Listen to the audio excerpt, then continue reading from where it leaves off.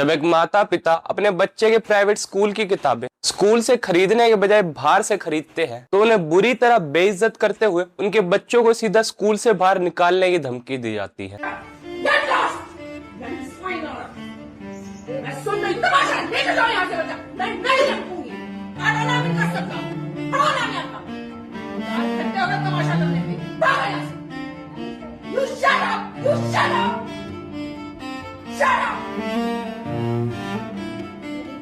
You shut up! Shut up!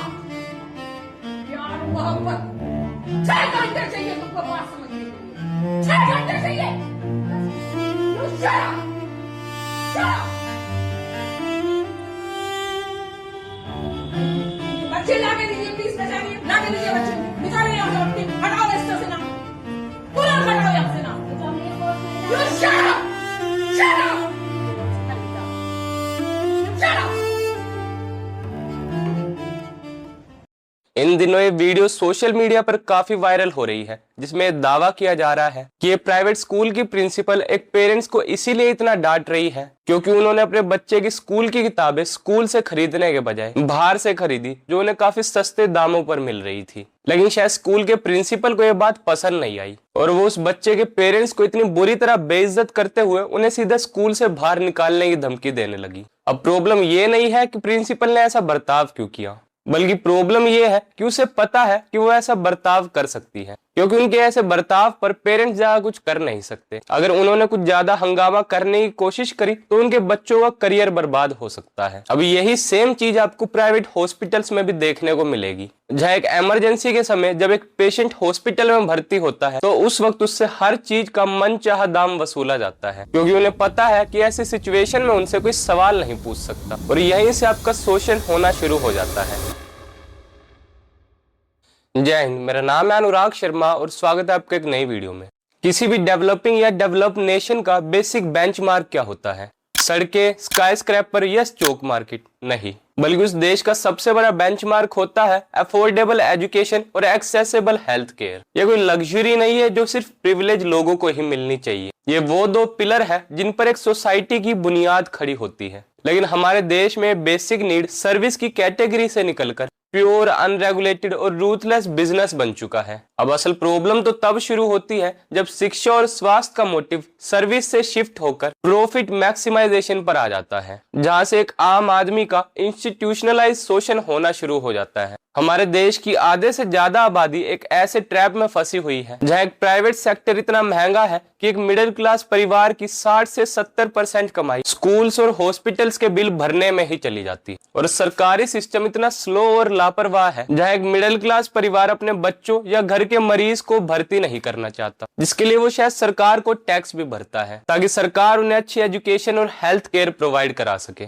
लेकिन ये trap सिर्फ पैसों का नहीं बल्कि डर का भी है। प्राइवेट स्कूल्स जानते हैं कि एक माता पिता अपने बच्चे का साल बर्बाद नहीं होने दे सकता, इसीलिए वो कभी सेशन के बीच में यूनिफॉर्म बदल देते हैं तो कभी एक्स्ट्रा डेवलपमेंट फीस के नाम पर वसूली करते हैं, क्योंकि उन्हें पता है कि आप बीच रास्ते से नहीं मुड़ सकते। वही डर हॉस्पिटल्स भी यूटिलाइज करते हैं। जब डॉक्टर कहता है कि पेशेंट की हालत गंभीर है, जल्दी से मेडिसिन ले आइए, ये टेस्ट करवा लीजिए, तो उस वक्त आप ये नहीं पूछ सकते कि ये मेडिसिन या टेस्ट जरूरी है भी या नहीं। आपको बस बिना सोचे समझे अपना क्रेडिट कार्ड निकालकर पेमेंट करनी पड़ती है, क्योंकि एजुकेशन में फ्यूचर का डर है और हेल्थ केयर में मौत का। और जब इंसान डरा हुआ होता है वो कंज्यूमर नहीं रहता, वो विक्टिम बन जाता है, जिसके साथ कोई भी सौदा बड़ी आसानी से किया जा सकता है। अब सवाल ये उठता है कि हम सरकारी सिस्टम पर भरोसा क्यों नहीं कर पाते? तो इसका जवाब है सरकारी सिस्टम का कमजोर होना ही प्राइवेट सिस्टम की सबसे बड़ी ताकत है। सरकारी स्कूल्स की हालत देखकर लोगों को लगता होगा कि सरकार के पास स्कूल चलाने के लिए पैसा नहीं है, पर सच तो ये है कि हमारे देश का एजुकेशन बजट हर साल करोड़ों रुपयों का होता है। सरकारी स्कूल्स में पढ़ाने वाले टीचर्स की सैलरी प्राइवेट स्कूल्स की टीचर से कहीं ज्यादा होती है। तो फिर प्रॉब्लम कहाँ है? तो प्रॉब्लम है नियत की। सरकारी स्कूलों को लर्निंग सेंटर बनाने के बजाय बस एक बिल्डिंग बनाकर छोड़ दिया जाता है। सोशल मीडिया पर आए दिन ऐसी वीडियोस वायरल होती है जहां सरकारी स्कूल की टीचर्स बच्चों से सब्जियां कटवा रही होती है, तो कभी उनसे अपने लिए पंखा करवाती है, तो कभी बच्चों से मसाज करवाई जाती है, और कई जगह तो टीचर्स क्लासरूम को अपना बेडरूम समझकर वहीं सो जाती है, क्योंकि उन्हें पता है कि वो पढ़ाए या ना पढ़ाए, इससे उनकी परमानेंट जॉब पर तो कोई असर नहीं पड़ने वाला। और जहां कुछ टीचर्स पढ़ाना चाहते हैं वहां सिस्टम उनके पैरों में बेड़िया बांध देता है। कुछ स्कूलों में बच्चे पेड़ के नीचे बैठकर पढ़ने को मजबूर है, तो कहीं किसी क्लासरूम की छत टपक कर कभी भी गिर सकती है। इन स्कूलों के टूटे हुए ब्लैक बोर्ड्स हो या पीने का साफ पानी, कुछ भी ठीक नहीं है। और बारिश में टपकती हुई छतें इस बात का एहसास कराती है कि बच्चों के लिए इन सरकारी स्कूलों में पढ़ना कितना मुश्किल है। सवाल ये नहीं है कि हमें सरकारी स्कूलों में स्मार्ट क्लासेस चाहिए या डिजिटल टैबलेट्स। एक आम परिवार का बच्चा कोई बहुत बड़ी लग्जरी नहीं मांग रहा, उसे तो बस इतना चाहिए कि जिस कमरे में वो 6 घंटे बैठकर पढ़ने वाला है वहां की दीवारें तो एटलीस्ट ना टपकती हो, उस क्लास में एक ढंग का ब्लैक बोर्ड हो जहां टीचर्स उन्हें अच्छे से पढ़ा सके। एक क्लास में इतने सारे बच्चों के बीच वो एटलीस्ट एक फैन तो डिजर्व करते ही है, जो गर्मी में उन्हें थोड़ी राहत दे सके ताकि वो पढ़ते पढ़ते कहीं बेहोश ना हो जाए। और एक कमरे में एक लाइट का होना कोई बहुत बड़ी बात नहीं है, ताकि एक अंधेरे कमरे में किसी बच्चे को अपनी आंखें फोड़ कर ना पढ़ना पड़े। अब क्या हर एक बच्चे के लिए टेबल चेयर मांगना क्या हाई क्लास डिमांड है? बिल्कुल नहीं, बल्कि ये तो बिल्कुल बेसिक चीजें हैं जो हर स्कूल में होनी ही होनी चाहिए, ताकि उस बच्चे को भी लगे कि वो स्कूल पढ़ने जा रहा है, ना कि कोई संघर्ष करने। पर जब हमारे देश का सरकारी सिस्टम ये बेसिक फैसिलिटीज भी प्रोवाइड नहीं कर पाता, तो उस बच्चे को ये मैसेज दे रहा होता है कि हमारे देश में पढ़ने का हक भी हर किसी के पास नहीं है,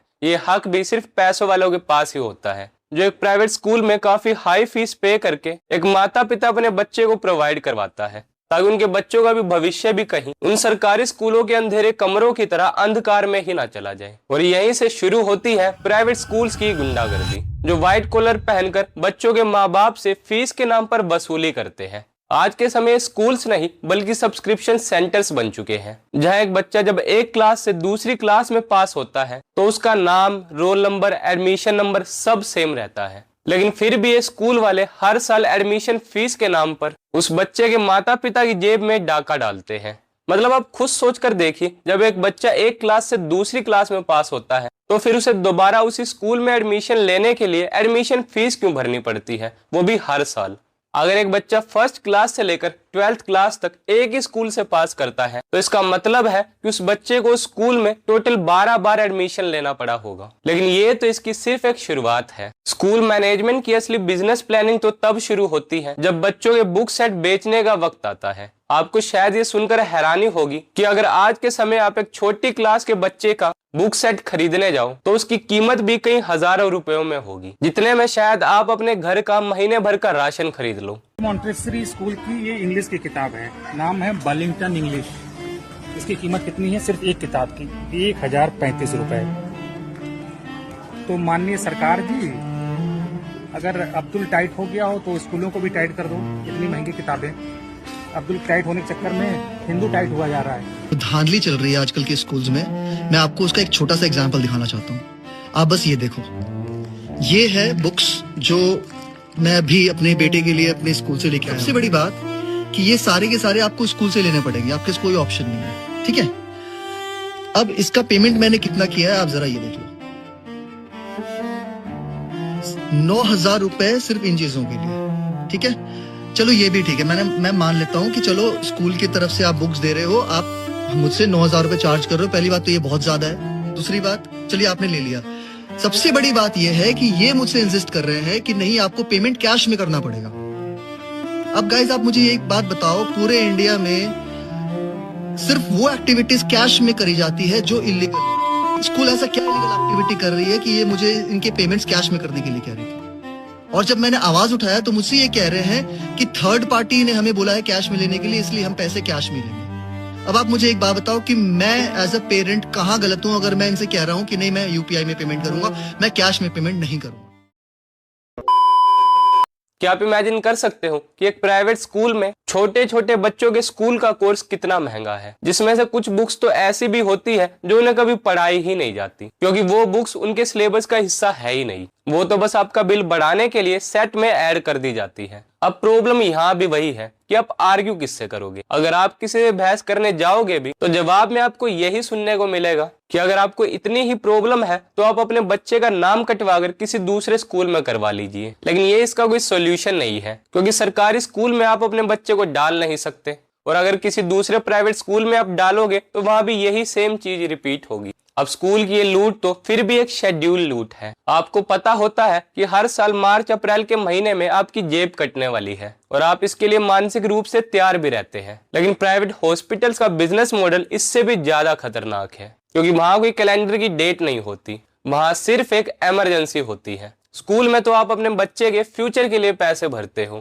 लेकिन हॉस्पिटल्स में आप किसी की जान बचाने के लिए अपनी पूरी जिंदगी की कमाई दांव पर लगा देते हो, जो ये प्राइवेट हॉस्पिटल्स वाले भी बड़ी अच्छे से जानते हैं। जब आप किसी प्राइवेट हॉस्पिटल में घुसते हो तो वहां आपका डायग्नोस बाद में होता है, उससे पहले आपका इंश्योरेंस और बैंक बैलेंस चेक किया जाता है। उन्हें इस बात से कोई फर्क नहीं पड़ता कि मरीज को कितना दर्द है या उन्हें क्या तकलीफ है। उन्हें फर्क तो बस इस बात से पड़ता है कि आपकी हैसियत और क्रेडिट कार्ड की लिमिट कितनी है। इस साल 2017 का केस देखिए, जहां गुड़गांव के फोर्टिस हॉस्पिटल में एक 7 साल की बच्ची की डेंगू से हुई मौत के बाद उसके परिवार को 16 लाख रुपए का बिल थमा दिया गया, जिसे दिए बिना वो अपनी बच्ची की डेड बॉडी तक वहां से नहीं ले जा सकते थे। लेकिन इससे भी ज्यादा शॉकिंग बात यह है कि जिस डेंगू के इलाज में उन्होंने 16 लाख का बिल बनाया, उसमें उन्होंने 2700 ग्लव्स की कॉस्ट भी ऐड कर रखी थी। आप शायद समझे नहीं, मैं यहाँ 2700 रुपीज कॉस्ट की बात नहीं कर रहा कि हॉस्पिटल वालों ने बिल में 2700 रुपए ग्लव्स की कॉस्ट ऐड कर रखी थी, बल्कि उन्होंने 2700 पेयर ऑफ ग्लव्स की कॉस्ट ऐड कर रखी थी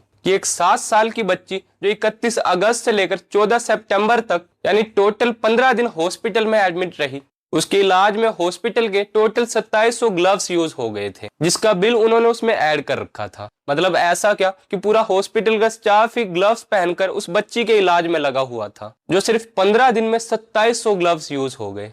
फिर पिछले साल ये रिपोर्ट सामने आई कि इंडिया का C section birth rate currently 21.5% है, यानी इंडिया में 21.5% बच्चों की नॉर्मल डिलीवरी के बजाय सी सेक्शन ऑपरेशन के थ्रू हुई है, जो कि मेडिकल नीड की वजह से नहीं बल्कि सिस्टम की ग्रीड की वजह से हो रही है। आज के समय प्राइवेट हॉस्पिटल्स में नॉर्मल डिलीवरी मानो किसी चमत्कार से कम नहीं है। ऐसा बहुत कम चांस होता है कि किसी प्राइवेट हॉस्पिटल में आप डिलीवरी के लिए जाओ और वो आपकी नॉर्मल डिलीवरी करवा दे। अकेले आंध्र प्रदेश के आंकड़े बताते हैं कि वहाँ सी सेक्शन डिलीवरी रेट 56.6% है, यानी वहाँ जितने भी बच्चे पैदा हुए हैं उसमें से आधे से ज्यादा सी सेक्शन के थ्रू हुए हैं, जिसके चलते वहां के सीएम चंद्रबाबू नायडू ने भी सभी प्राइवेट हॉस्पिटल्स को कॉल आउट करते हुए इस मुद्दे को उठाया था। लेकिन यहाँ असल सवाल तो ये है कि आखिर ये प्राइवेट स्कूल्स और हॉस्पिटल्स की गुंडागर्दी कब तक चलती रहेगी और कब जाकर हमारे सरकारी स्कूल्स और हॉस्पिटल्स इतने डेवलप होंगे कि इस देश के आम नागरिक को कभी प्राइवेट स्कूल या हॉस्पिटल में जाना ही ना पड़े। तो इसका जवाब दे पाना थोड़ा मुश्किल होगा,